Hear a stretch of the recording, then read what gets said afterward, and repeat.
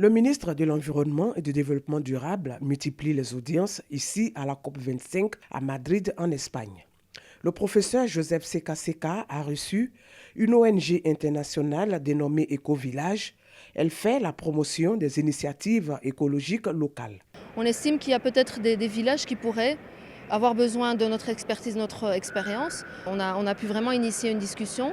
Il y a eu beaucoup de questions très intéressantes et des expériences aussi qui sont menées sur place, des projets qui sont menés, qui sont très inspirants pour nous aussi. Le ministre Joseph Seka Seka a aussi échangé avec les responsables de Aotogo, un bureau de facilitation et de collaboration chargé de créer des opportunités d'affaires entre les pays et une structure française qui lutte contre les changements climatiques avec des méthodes biologiques par la plantation de bois de bambou. C'est une technologie qui est complètement en rupture par rapport aux technologies d'assainissement classiques.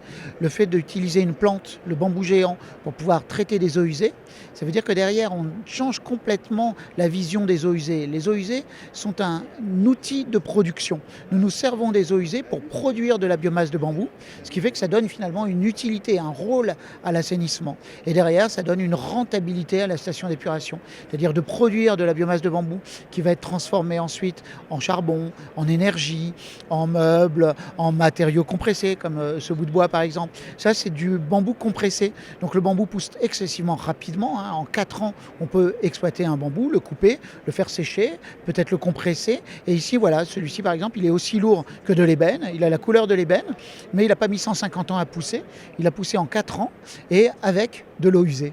Voilà en fait le phénomène de rupture par rapport aux technologies classiques. La mobilisation des ressources financières a été aussi évoquée au cours de ces différentes audiences. Nos interlocuteurs nous ont écoutés. Nous avons abordé surtout, je le répète, les questions de financement.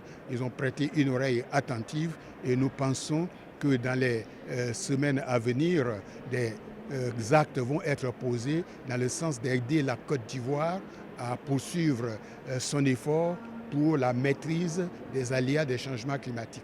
La Côte d'Ivoire, à l'instar de tous les pays en développement, souhaite que les pays développés honorent leur engagement pris lors de la COP21 à Paris, qui consiste à mobiliser plus de 500 milliards de francs CFA chaque année afin de soutenir les efforts d'atténuation et d'adaptation de la lutte contre les changements climatiques.